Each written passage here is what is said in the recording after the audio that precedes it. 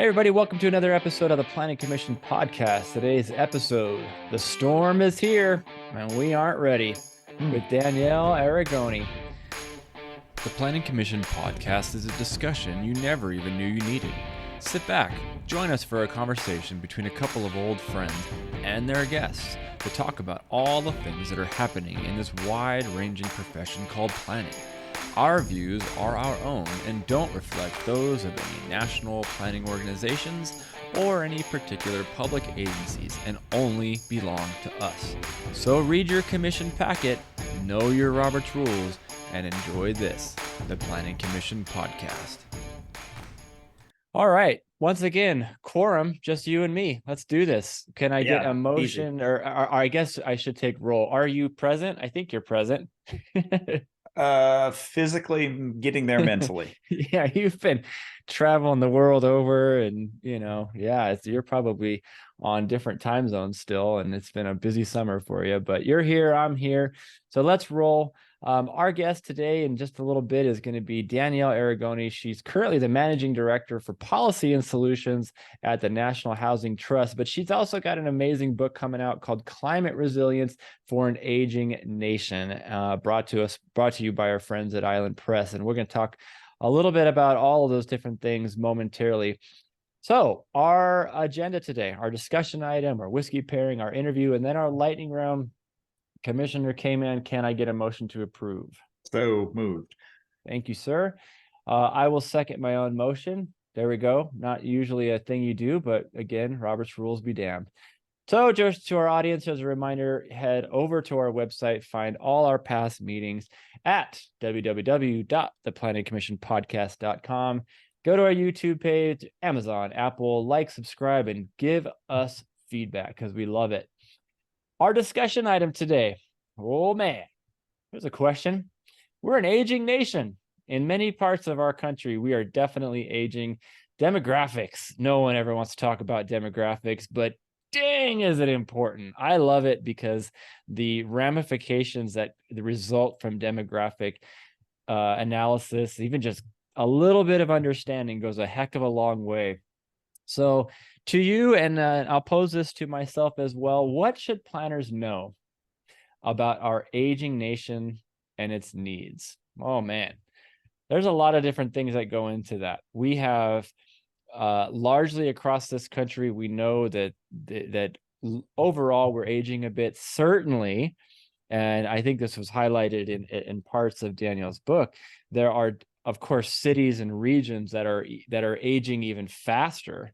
And I just worked in one recently where we're seeing that big time. And a big piece of that, holy cow, is the housing component, right? Because interest rates are so high, nobody wants to give up. I saw a stat the other day, 90% of Americans have a mortgage that's 5% or less on their note. Wow. And we're now at 7.5% mortgage rates. No one's moving. Yeah. We once moved in this country one every 7 years. 17% of our neighborhoods would relocate one every 7 years. So we had a lot of turnover. That number is approaching 20 now. One ever at 20 years. So 5% of a neighborhood is now looking at turning over annually because in part, a big part of this interest rates, housing opportunities and stuff like that. It's amazing. So what is it that planners need to know about our aging nation? Do you have any thoughts on that? Oh, my first instinct is to say, if you want robust public involvement, set up the booth outside your nearest pickleball court because you've got a captive, motivated thing. Now, you might have to be out there at 7 a.m. to do it, but that's definitely something. No, I think, if you look at probably the second chapter, usually of every comprehensive plan, there's this demographic summary. Yeah. Right?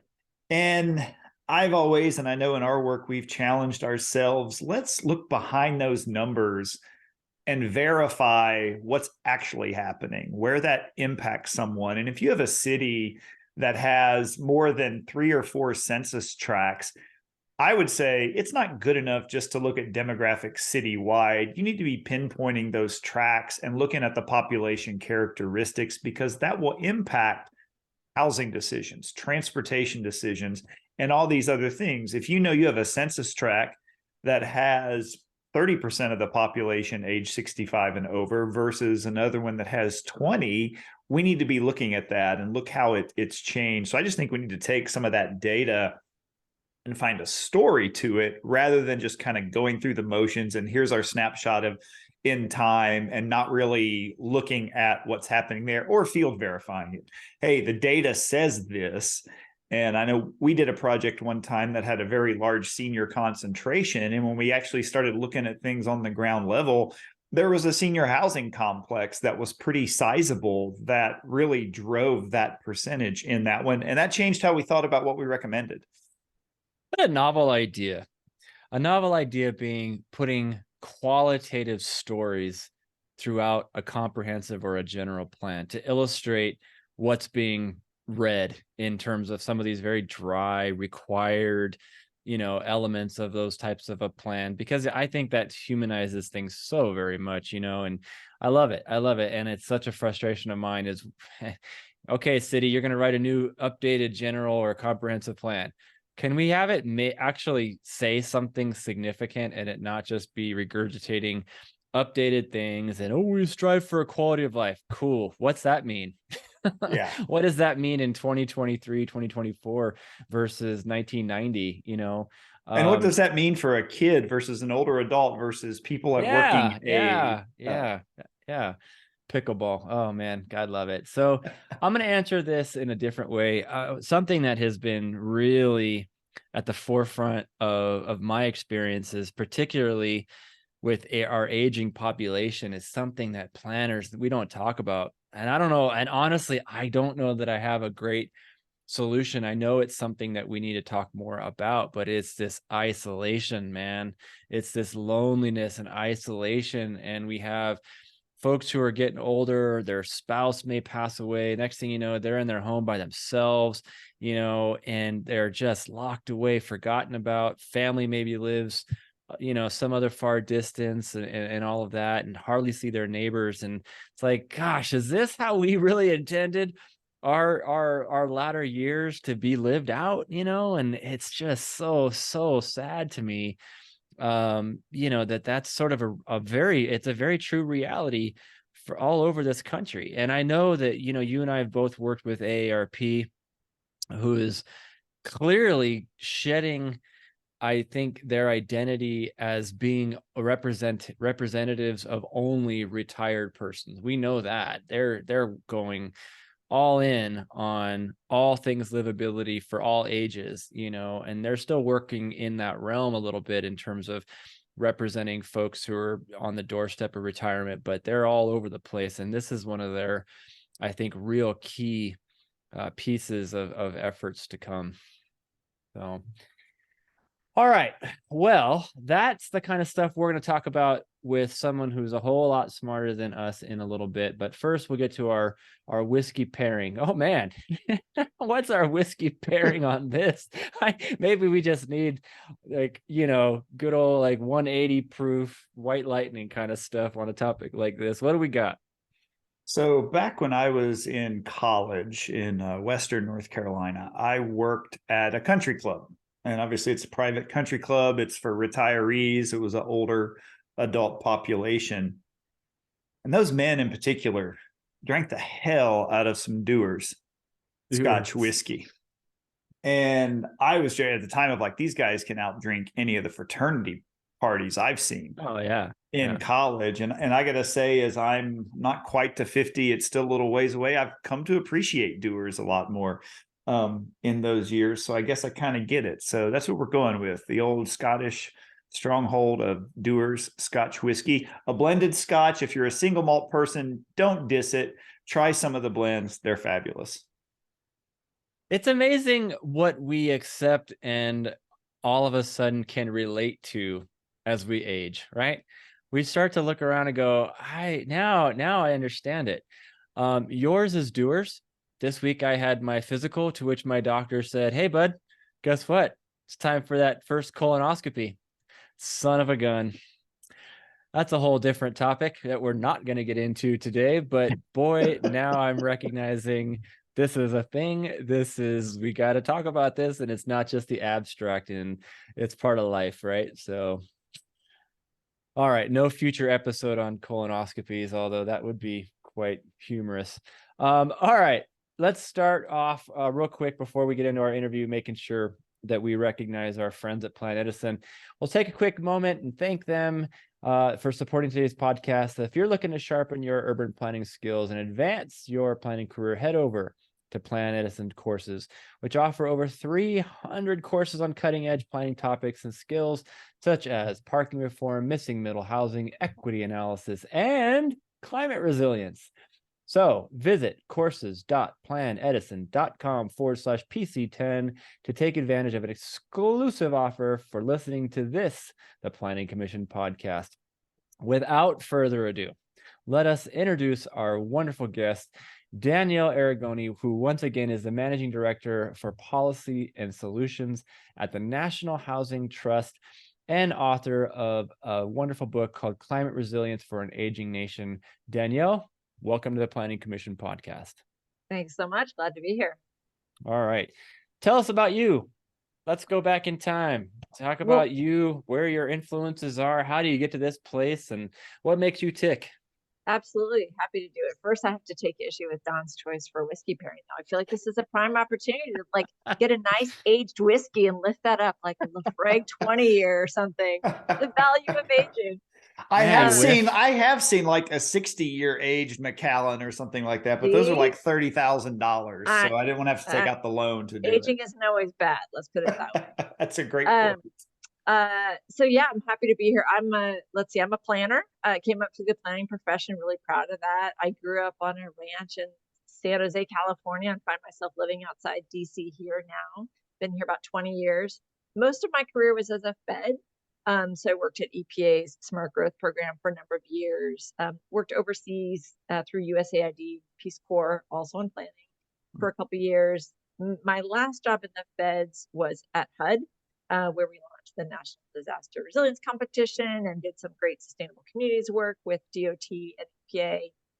But then when the administration changed around about 2017, it was time to leave and go into the nonprofit sector. So I landed at AARP, which I've said repeatedly was the best lifeboat I could possibly find myself in.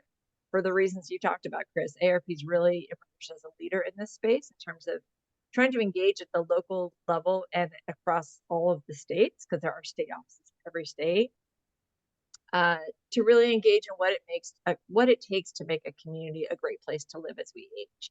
And that isn't just about what it means when we're 65. It really does provide an opportunity to engage people at all ages of the life spectrum to talk about what kind of housing choices work for them, what sort of transportation solutions do we all need, what sort of public spaces serve our community the best. And I'll give a lot of credit to AARP state offices and the team and the raft of volunteers that works at AARP. I think we've helped collectively to really move the needle on how older adults' voice shows up in all these conversations. And yeah, I should say, go ahead. No, I was going to say, I forgot to mention my current post, which is now I've landed at National Housing Trust, where I get to work on affordable housing, which is an issue near and dear to my heart. Strikes right at the heart of the climate crisis that we're facing. And in my free time, I chose to write this little book.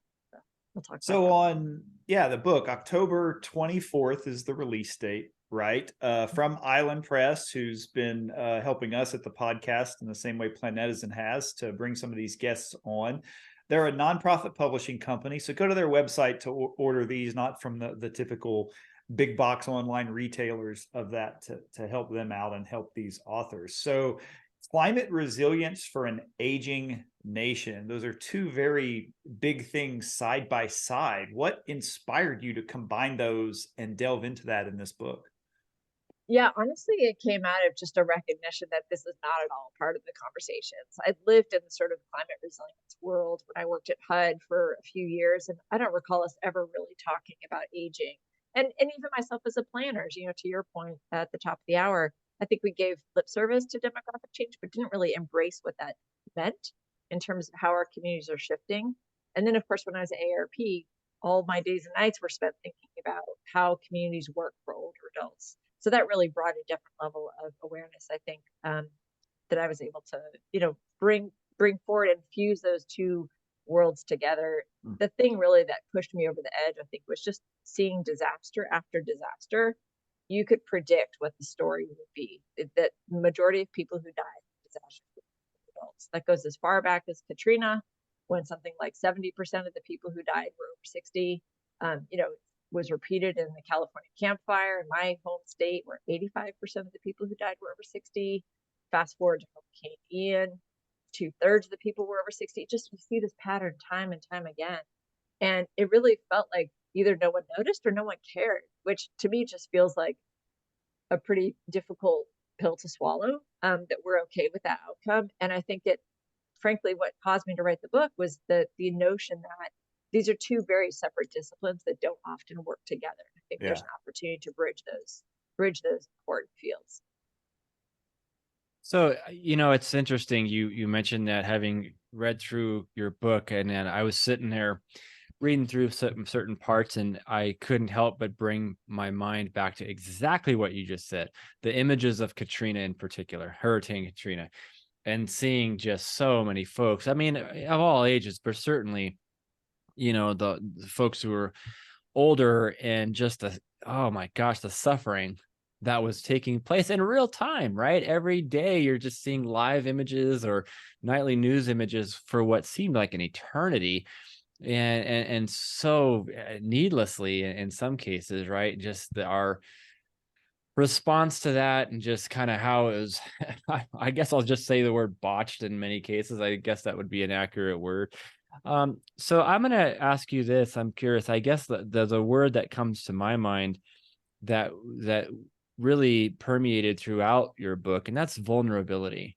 This population that has so many different vulnerabilities, and I'm just curious if you could kind of touch on, for folks who may not have studied this topic like you, what are some of the vulnerabilities that you see as being maybe more common amongst our older adults, and how is climate change amplifying those vulnerabilities? Yeah, sure. And I'm happy to speak to that. I do want to I always want to sort of put an asterisk around the term vulnerability, because I do talk about it because I think it's a real thing, but I would hate for us to paint a picture that all older adults are vulnerable Yes. as a Oh, yes. class. Yeah. I Great mean, I think point. the reality is that there's a wide array of what it means to be an older adult. We don't even have a standard definition, truly. What a kid is. 17-year-old's a kid, and then 18 they nominally, theoretically become adults. I've got 4 of them now. It's shocking to me that they are legal adults, but we know when adulthood begins. We don't know when older adulthood begins. And I think that sort of lack of definition, lack of understanding, colors a little bit about how we conceive, I guess, of older adults' vulnerabilities. So I think there's a few different ways in which older adults are particularly vulnerable. One certainly is from a health perspective. Older adults have underlying conditions that make them at risk. Frankly, climate change exacerbates a lot of the challenges that they already have, whether it's heart disease or respiratory challenges. Dementia is a huge issue. 1 in 9 older adults lives with dementia. When you think about what it means to live in a state of heightened crisis, and you're doing that in a state where you are also struggling with memory loss, cognitive decline, or with lack of mobility, you can't walk very quickly, you can't take the stairs, maybe you don't drive anymore. These are all conditions that just make it that much more difficult to deal with climate change at its most extreme instances. Certainly when you talk about even, I would say, not non-event occurrences, but things like the wildfire smoke that drifts across the country that lasts for days and weeks now, that we're becoming accustomed to. That's not an acute event necessarily, but it complicates respiratory challenges and heart disease, frankly, that older adults already have. So there's just a sort of a compounding effect from a health perspective. I think the other element that makes older adults more vulnerable is from a financial perspective. You think about older adults, in many cases, there's a real lack of retirement savings. I think that's a problem across the U.S. We don't save enough, and that really the comes home to roost in our retirement days, when many people do not have any or very little retirement savings. If that is the case where they're homeowners and their retirement savings are tied up in their home, then the viability of that home, the functioning of that home, the value of that home is critically important for their well-being over the long term.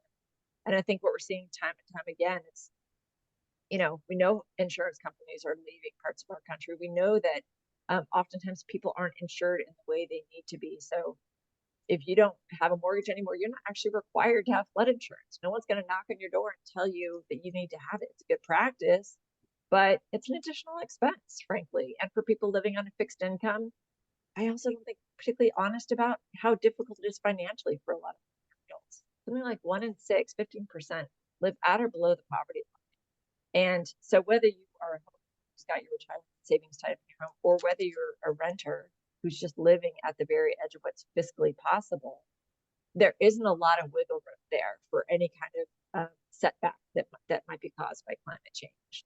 And then to make it even sort of more, to paint even a fuller picture here, there are more of us, right? The sector of older adults is growing in our community. So the degree to which we recognize our vulnerabilities and then take an honest stock to say, this is the sector that's actually growing the fastest in the cities that we manage, the cities that we're planned for. That, I think, is a real wake-up call.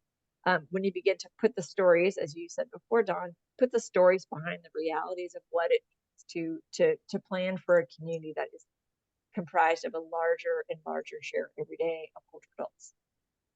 So in your book, you cite that, getting back to some of this housing and the vulnerability stuff, that 40% of the country's occupied rental housing stock is in areas that are vulnerable to climate-enhanced disasters. I think for planners just to listen and take that in, and for decision makers to take that in, what are some solutions for that you pose or you found, and specifically, what can planners and others in related fields do to help counter that? Sure. Yeah. And I think it's important to start at kind of what we mean by these disasters, right? What are the risks, and how do we know that these risks are apparent? In the US, we manage and monitor the exposure to risk in the form of, in many ways, but one of them is how many billion-dollar disaster events there are each year. And NOAA, the National Oceanic and Atmospheric Administration, tracks that on a year-by-year basis. For several years ago, the average was 8 events per year. Last year, there was $18 billion events across the country. This year, as of August, there were 23. And that really runs the gamut from, the rainfall that we saw in Vermont to the hurricanes, the storms, winter storms, even tornadoes, hailstorms, flooding. I mean, it runs the gamut of the kinds of events that might be taking place and where they take place. This is all across the country now. It's not just in one particular pocket. So when you think about exposure to climate risks, there's a couple different ways to think about that. One is, what is their exposure to these billion-dollar events? We know that the number of them is on the upswing. We know the intensity and the frequency of them is on the upswing. So that's a real threat, I think, for people who live in harm's way. Places like Texas, like Florida, where there's kind of these repeat events that we know people can expect. There's also the event, I think, the climate risk that comes from just more hotter days. So this is not a billion-dollar event per se, but we're living with longer summers and hotter summers, and in some cases colder winters. And many of our homes, a lot of our infrastructure, frankly, wasn't built to withstand those kinds of conditions. We now have people in Pennsylvania who have to cool their homes. The Pacific Northwest, now they're building air conditioning in units. That was never the case before. So we're just not, a lot of our units are just not prepared for the climate risks that are coming our way. And so I think the question is, what do we do about it, right? Like, what are the real risks that we face? So I too was shocked. I saw that statistic. It came out of Harvard's Joint Center for Housing Studies. 40% of occupied rental housing is in areas vulnerable. But when you dial it down even more to the people who are most vulnerable, low income residents, older residents, those housing units are even increasingly likely to be areas of very high risk. So about a third of HUD subsidized units, for example, are in areas of very high or relatively high risk. So not just exposure to risk, but like relatively high relatively high risk of negative impact. So thinking about what that means for homeowners, for building owners, for where people rent properties, for the local governments, state governments, federal governments who support this, I think there's a lot of different interventions that can be tapped. So in some ways it's a boom time right now with the Inflation Reduction Act. There's a lot of federal support out there to make housing more resilient. to help us transition to this energy future that we're going to need. So a couple programs come to mind. One, think about how we can electrify our properties. This isn't just of benefit for older adults who maybe can't pay the cost of high AC bills in the summer and therefore put themselves in harm's way because they're worried about their utility bills. I came across a really shocking figure from AARP, which was that 17% of low-income older adult households went without other household expenses in order to pay utility bill one month in the last year. So utility costs are no joke. And when you think about how do we make our housing more resilient to that, how do we prevent it from those risks? One of them is just lowering the cost of being able to keep warm or cool. So it's energy efficiency investments. It's transitioning to other energy sources that are more affordable, other payment plans, even the utilities come out. But then there's also the hard stuff too, the infrastructure stuff, the things we can do to structures. So it's an existing home. It's preparing for whatever risk is coming your way. If it's a wildfire area, that means transitioning to more fire-resistant building materials. If you're in an area that is at risk of hurricanes, it means building to more fortified building standards, which is designed to withstand storms and strong winds. If you're in an area exposed to flooding, as many affordable units are, it's about how we get money in the building to do either dry or wet flood proofing so that you're preventing water from coming in or being able to manage the intrusion of the water. Because even that, for example, like if you think about single family, let's go back to our story, right? So if we're thinking about a woman, I'll take my lovely neighbor across the street as an example. Her name is Lyria. She's probably in her 70s, a Filipino woman, lives by herself. She maintains a home very nicely. But if you can imagine a woman like that, who maybe doesn't have the resources, but is in a position where she's exposed to flooding, well, the more water that comes into her home, the more sort of sustained damage is going to occur. The more that leads to black mold, the more that she's living with kind of dangerous indoor air quality conditions, the more that's going to pose a risk to her on top of whatever health condition she may already have. And if she were living in a situation where she's kind of barely making it on a fixed income, that doesn't afford a lot of resources to do the kind of work that's needed or to remediate some of the damage that's been done. So I know that's kind of a wide-ranging answer, because it's a complex challenge to solve. But I do think there's a lot of smart people out there working on this. There's a lot of resources at the moment, but there needs to be a lot more commitment to this, both within the affordable housing industry that I represent, but also just across communities who are really trying to get to that more resilient housing stock. Man, I tell you, you cite the extreme heat, in a number of places throughout the book. And I have been doing work on behalf of Blue Zones, which is all about, trying to get us to a healthier place, prolonging a healthier life, more fulfilled life, and all of that. And so recently I, in that realm, went down to the Phoenix area for a community. And the day I first of all, it's Arizona. It's been hot. It will always be hot. However, that being said, the first time I went down there, the very next day was the first of, I think it was 50 or 60, something like that, straight days of, I believe it was 115 or above. Yeah. And I've never been to a place where there are so many misters desperately trying to keep people cool, constantly going off. And then I'm like thinking to myself, where's that water coming from? First of all, the same community that just stopped new development because of lack of water, right. And so it's just building on itself. They're trying to do whatever that they can to try to keep it cool. But it brought up, we discussed at length shade, and everybody pointing out we need more shade. So then when we got to the conversation about, well, then how do we make that happen? What are the different ways? Obviously, we think of street trees and that sort of thing. That's sort of the obvious one, but other ways. And I gotta say, if you've seen any of the bus stops in the Los Angeles area, that has been quite the topic. I forgot La Sombrita. Yes. So not throwing anybody onto that bus, but nevertheless, someone's trying to do something, I get it.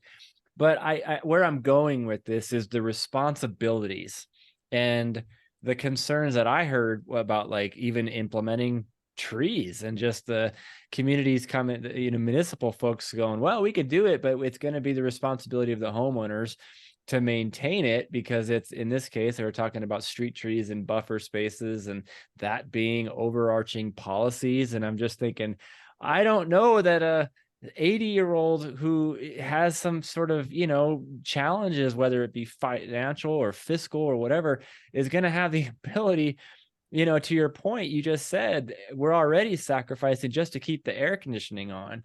And so where it makes me think about is the roles of the different segments of our communities, our country.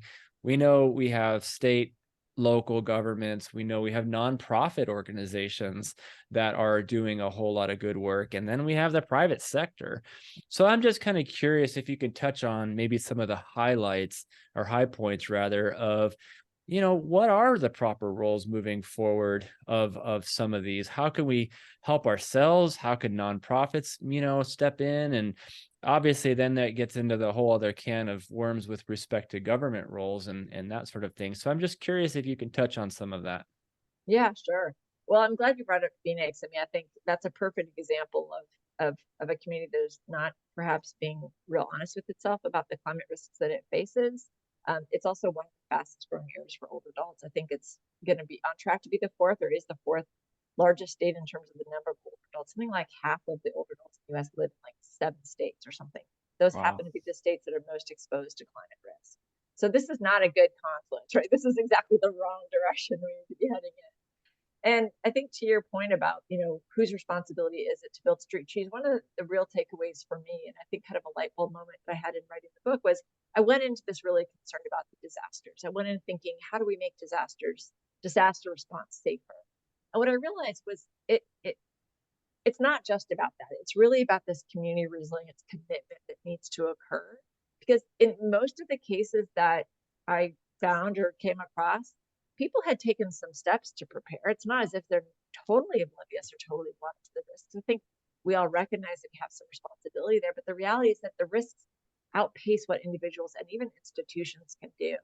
So that, the tragedy that you talked about from Hurricane Katrina, that actually gave rise to some federal policy change, wherein any facility that housed older adults that was receiving Medicare or Medicaid funding had to prepare and be ready to implement an emergency preparedness plan. So that's something, right? That helps to avoid the worst of what we saw in Katrina. The reality is that it's not enough. I mean, in Louisiana just a couple of years ago, a plan had been in place in a nursing home when Hurricane Ian, was it Ian or Ida, was coming along. The owner, the plan, moved the residents to a warehouse that had been approved by the state, and something like 17 people died because the conditions in that warehouse were so tragic. So again, we can take steps individually to prepare. We can take steps into institutions to prepare, and collectively, that's still not it. This has to be a community-wide commitment, and it really does require everyone's involvement. It requires the housing sector to stand up and say, we're going to do the hard work of figuring out how to build more resilient homes, and frankly, not build homes in harm's way in the first place. Like do the due diligence to say, what risks does this location, does this design present for future residents, and how can we mitigate those at the outset? And really looking at it as a standpoint of, oh, well, don't we have floodplain restriction? I don't think that takes care of it. Again, that's kind of and that's kind of the floor of these considerations. One of the things you mentioned in the book that brought back memories for me was the heat wave in Chicago in 1995. And I had started just after that as a freshman in Chicago, but the next summer was the Olympics in Atlanta. And a lot of the transit agencies around the country had committed buses for the shuttling of people for the Olympics in Atlanta. And Chicago Transit Authority at the time had virtually no buses that had air conditioning, but the new ones they were getting did have air conditioning. And because of the time frame of planning for the Olympics, late summer 95, it came out that they had committed like 15 or 20 of these brand new buses with air conditioning to be shipped to Atlanta the following summer. And that was the point where Mayor Daley was like, no, no, no, no, no, no, no, we're not doing that. So even down to those levels, and I'm glad you brought up the heat days, these are the kind of considerations. Think about buses in Seattle that don't have air conditioning for the most part. And that. So yeah, I think it touches all these different things. And I think our challenge to planners when we're working on the age-friendly community stuff for AARP is, what if you put in an age-friendly component of your staff report? Here's how this development does or does not meet certain standards for this. And I'm still trying to find that community willing to bite that off and go for that. But I think that's the degree to be taken care of. A couple other questions here. I'll bring this up because I'm glad you mentioned it. And I think when we do some of even our ADA planning and other stuff is the role of caregivers and almost kind of this forgotten component of that realm, both for older adults, for people with disabilities, and all kinds of circumstances. What do they mean for older adults? How our communities can be better organized? What kind of policies and standards can better account for them? And what's the tie to some of this climate resiliency? Yeah, great question, Don. And I think just back to the previous point about there being a role for every sector here. I mean, certainly housing, absolutely transportation. There's a lot that transportation agencies can do to better meet the needs of older adults in disasters and in the days between disasters. Certainly emergency management professionals can do better. Utilities can do better. They can commit to not shutting off service for non-payment in times of disaster, which is something that is still prevalent in some cases. And healthcare. I mean, healthcare is a big part of this solution. I think caregivers really are.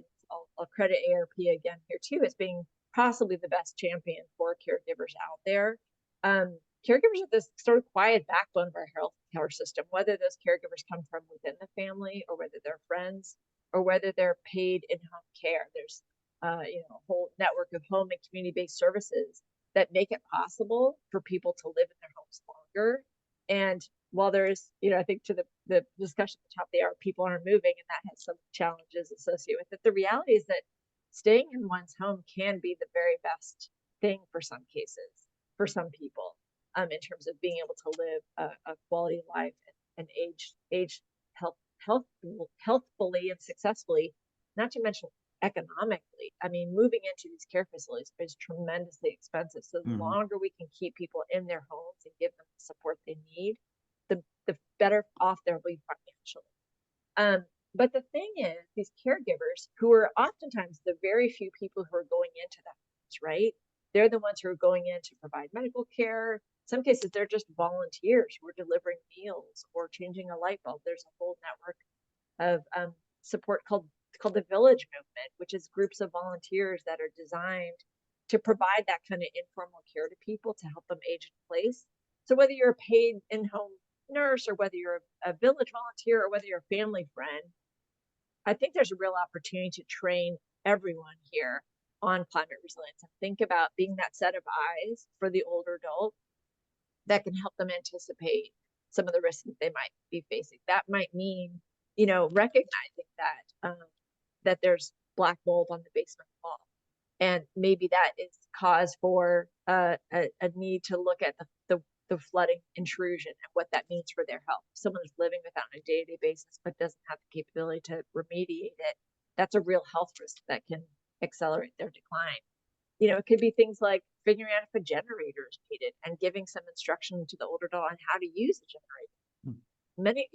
Back to vulnerability, some older adults are totally dependent on equipment, whether it's an oxygen machine or a lift, just to make it through their day.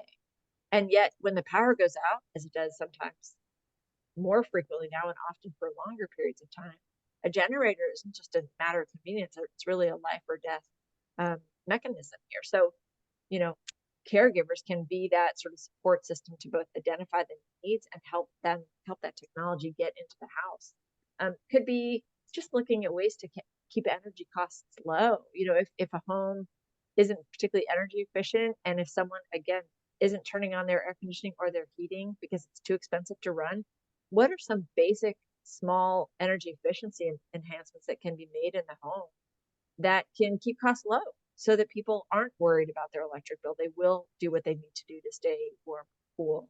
And then when you think about like wildfire and smoke, air purifiers can go a long way in terms of maintaining people's health. And again, these are not necessarily something that an older adult is going to run into at the Home Depot on a Saturday, right? Yeah, You might need that extra person coming in with the ideas and with the support, frankly, the ability to bring it directly into the home. I learned of one case in Portland where, they had 2 summers back to back of extreme heat dome sitting over the top.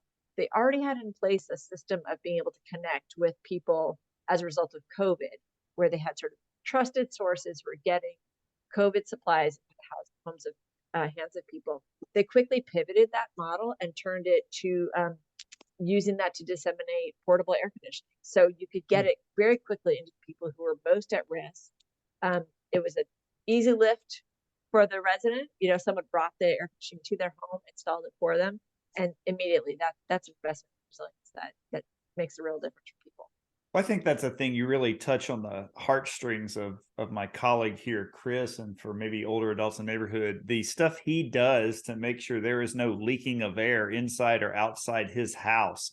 I think it's tighter than a submersible going down to the Titanic or something like that. So I think that's definitely something that gets overlooked a little, but's important. I take pride. I take pride in that. It's my ode, to the environment, making sure that every little bit of heat and cool stays in the house. And then my 7-year-old just leave some random door or window open, and there goes that. I'm going to ask you real quick one last question before we turn over to the lightning round, but about lessons learned, and specifically some of the things that the planning profession should be really already doing, but maybe needs to really get it in gear and do it. But before I do that, I'm going to couple quick stories. One, bring it down and I'll bring it back up. Man, you just really hit it on the head for me. My mom is dealing with advanced dementia, and she's living at home with my stepdad, who is doing his absolute best. And God bless that man, because he's dealing with a lot, but he's not a caretaker. And we're getting to that point where, probably before long, she's going to end up having to be put into a permanent facility, because that's what's going to be required. And man, it's just the caretaker role and their incredibly important work is something that we don't talk enough about. There aren't enough people who are in that industry, and it's really quite the profound challenge in our nation. The other thing, I bring it back up a little bit, man, I can't help but laugh. A few years ago, I was on a bus here in Boise coming home, and it was a 5 o'clock late heat of the afternoon, and we had one of those days that are becoming increasingly normal, which in this case, it was, I think, 110 or something like that. Well, most of our bus fleet is all run on compressed natural gas. And I'm just like, oof, I feel like I'm on a Roman candle here, because the next thing I know, it was so hot and it's just idling, loading people up. Like, there was a pickup truck that came and had a whole thing of water, and he's spraying the back of the bus. And I'm like, this is how we're keeping this bus cool, right? And I'm just going, oh, hot gas, me on the back end of it. I'm like, this is not a recipe for good things. Fortunately, nothing happened, but I was just kind of laughing at that moment. But to Dawn's point about buses and heat and all of those things, but kind of a funny moment. So anyway, if you can touch on our profession, fellow planner, you've been doing it a long time, as we have as well. What do we need to be better at? I think it starts really simply with listening to older adults, inviting them to the planning table. Don, you mentioned the age-friendly framework that's out there. I'm a big fan of that, big proponent of that. It's pleased to see how that's catching on like wildfire. That's a forum for centering the needs of older adults in a whole range of decisions: housing, transportation, public space, and much more. And I think it's that exact kind of model that needs to be brought to bear here. So certainly, create a way for older adults, create ways for older adults for their voices to be heard, for them to have a seat at the planning table, and be honest, frankly, about who the older adults are in your communities, what their needs are, and begin to plan for that. I mean, it sounds so simplistic, but the reality is we don't plan for it. State hazard mitigation plans, local hazard mitigation plans required by FEMA don't require any consideration of age and what that means for a community's hazard risk. Wow. You have to be able to overlay those two things together in order to develop solutions that are going to work.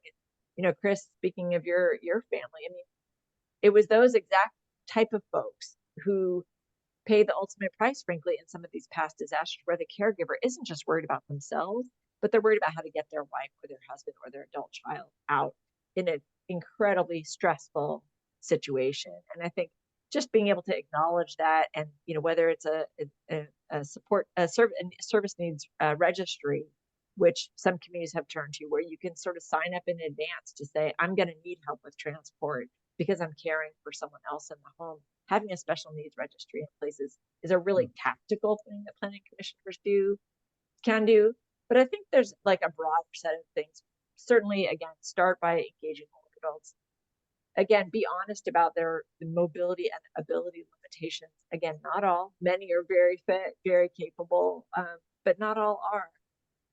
Think about using different communication modes too. A lot of older adults do not have internet in the home, do not use their smartphone. So if we rely on that as the means by which we're going to get announcements and alerts out, it's a recipe for disaster. So be honest about that too. Yeah, I like that part in your lessons learned about communication styles. And really, that's even outside the climate resilience, that's at all levels of public engagement. That Twitter flash poll isn't going to quite get the response there, or stuff that we do. Hey, let's go have a meeting during the lunch at the senior center. We're going to get feedback and a group that isn't going to be your typical 5:30 to 7 in the school cafeteria. Absolutely. And, you know, I think another lesson, I think this really speaks to the very nature of planning, which is what I love about it so much, is that it really has the ability to move across all these different disciplines and bring all of these threads together. And I think where that works so well is with community-based organizations. So whether it's your Rotary Club or the senior center or the school or a village, you know, if you have a village or villages in your community, you know, tap those groups as mechanisms and as champions for some of this work. Oftentimes they are not coming at this thinking about the climate resilience needs of older adults, but that's where education, and I think, again, starting with data. What are the risks we face? There's a whole bunch of tools out there now from the federal government that help you do that.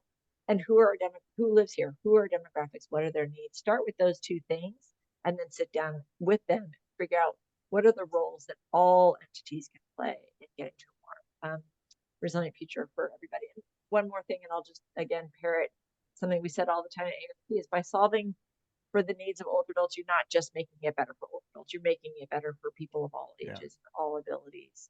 And frankly, when you think about communication challenges, you're solving for the needs of, you know, people who don't speak English as a first language either. So being intentional about these strategies often delivers many, many ripple effects.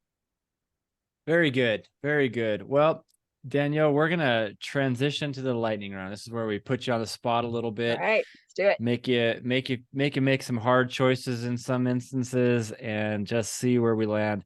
All right, so I'm going to start off with one. You're in the general DC area. Have you spent a lot of time in there in Washington, DC? I'm curious, what is your favorite lesser known monument or place in DC? That place that maybe isn't on the tourist map, but is pretty darn amazing. Okay, I've got two answers. Does that count? Sure. One is the FDR Memorial, which is just beautiful. It's this really beautifully designed, active outdoor space that walks you through the New Deal and all the good work that occurred under FDR. And the other one, I feel like this is a little bit of a gimme, but the National Building Museum, it's not part of the Smithsonian, but it is dedicated to our profession, to architecture, urban planning, and it's in a gorgeous old historic building in Penn Quarter in DC, and it's absolutely must see for any planner who's coming to DC. National Building. So my favorite one in DC is finding the boundary stones from the original survey and layout of the Capital District, and you got to get into some weird spots. It's true. Find some of those. I remember taking a train to one, walking into a neighborhood and like back into the woods to find this piece of granite or whatever was there. So that's one of my favorite ones. You just wrote a book. What was your biggest lesson learned in doing so? I didn't think I could do it, so I was really glad to learn that I could do it. It was a lot of early mornings and weekends, but I'll tell you honestly, this was a real passion project. It literally felt like I had information and sort of thoughts accumulated over a career, really, that kind of poured out onto the page. I also learned that, there's a lot of really inspiring ideas out there already. That the last interview I did was with a young woman who works in New Orleans, who is leading something called the Community Lighthouse Project. And it was just this total full circle moment for me. She's a young woman looking in at her community, recognizing that there are older adults who live there in their homes. They've lived there for decades, and they don't have the kind of support that they need to thrive in the case of what they know are going to be more disasters. So they put together this hugely creative, community-driven process where they're out knocking on doors and making sure that residents know how to get the help they need. So I've been really inspired by the people I talked to in the course of the book too. Good. I always fear if I were to do that would be the funny typos that they would find through the editing process. Like the biggest fear is, pubic meeting instead of public meeting. And that's why the world needs copy editors. Amen. So you lived and worked in the San Jose region, just outside of wine country and the Napa Valley, not too terribly far. I'm curious, favorite wine or winery from that area? Oh, that's so unfair. So that's why we do the lightning round right there. Right. Well, I'll reveal. I grew up in San Jose, so I was but a young buck when I left San Jose. I haven't had the pleasure of working out there, but all my family is from Santa Rosa to Santa Cruz. So, but for one, we all live out there. So I'll give a nod. And my sister works in the wine industry, so I'll give it to her. Her company. She worked for Francis Ford Coppola for a long time, which is now Delicato. So I'll give a shout out to Coppola and Delicato on behalf of her. So I had a professor at University of Illinois, Chicago, Charlie Hoke, who was the dean in urban planning and stuff. And he had some California roots and lived in Chicago. So I'm going to ask you this question, going from California and the places you lived on the East. Shiver or shake? Would you rather live in a place with earthquakes or a place with extreme winters? I think give me the earthquakes. I'm ready for that. Yeah, I'll go with the earthquakes. Plus it gets me back west. So oh man, I grew up in California as well, and it was part of your back of your hand, right? People who had never experienced one, coming in, oh my gosh, a 5.4, and you're like, yeah. It's Tuesday, right? Unless it's like a 6.4 or 5 or more, it's just rolling over in bed kind of a thing, right? Maybe exactly. A frame falls off, but we did get one earthquake out here in Virginia a couple of years ago. It's very exciting. Oh yeah. We had one here in Idaho a few years back, and it was clear. I mean, it was, admittedly, it's not very common, at least that magnitude, but talk of the town for a while, it's pretty funny. But okay, so you're now in the Virginia area, as mentioned. Your favorite Dave Matthews or Dave Grohl? They're both musical geniuses in their own way. 100% Grohl. And I read his book. I'm a total Dave Grohl nerd. Storytellers, I think, is the name of it. Great book. It was good. We just saw him and the band, of course, in Big Sky, Montana. It was a great venue, although we got rain and lightning like nobody's business, and we were in metal bleachers, and they said, go find shelter. I'm looking around like, where's the shelter from lightning? It was quite the venue. It was actually for a benefit, so there was only supposed to be about 5,000 people, but because of it being on a Sunday night and with the weather, they played a full set to probably about maybe 2,000 people. Oh my gosh. That was so cool. It was pretty amazing. So Don, you got one more and then we'll wrap. What's the best AARP discount you can get with that little red card? I'll go for the free donut when you buy a medium or large Dunkin' Donuts coffee. How about that?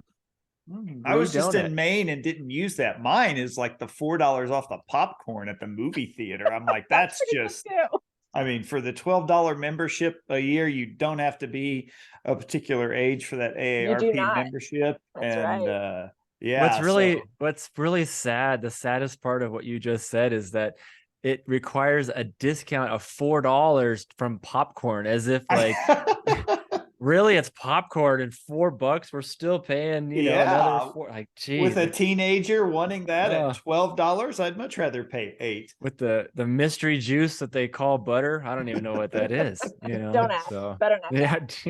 Yeah. There you go. All right, Danielle Arigoni, we thank you so much for being on the Planning Commission podcast. The book, Climate Resilience for an Aging Nation. Go to Island Press, check it out. It's a great read, and we thank you for joining us today. Thank you so much for talking about this. Appreciate it. All right.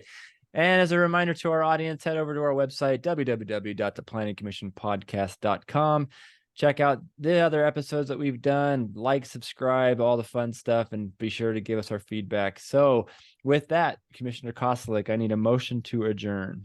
Well, just another quick plug. Thanks to Island Press for providing us advanced copies of these. And we've got more authors coming this year on some great books that are coming out. So great for them. Danielle's book is out October 24th from Island Press. So with that, I will give a motion to adjourn. All right. And I will second my own motion once again. Forget you, Robert's Rules. Thank you, everybody. Appreciate it. We'll talk again soon. Hey, everybody. Commissioner Danley here. Would you like to see more? Hear more? Well, we got you covered. Go to our website, www.theplanningcommissionpodcast.com. It's got everything you want. Guests, yep, past episodes, video, audio, even our whiskey pairing, links to everything about all the people we've had on, books, websites, you name it. It's unbelievable. If you want to reach out to us, please. We'd be more than happy to chat. You can email us, planningcommissionpodcast@gmail.com. You want to tweet at us? Go for it, @planningcommish. We're also on YouTube with the Planning Commission Podcast channel, Facebook. Heck, send us a carrier pigeon if you need to. We'd love to hear from you about ideas, guests, you name it. Thank you for listening. We appreciate it. We'll keep doing our thing. You keep doing yours. Have a good one.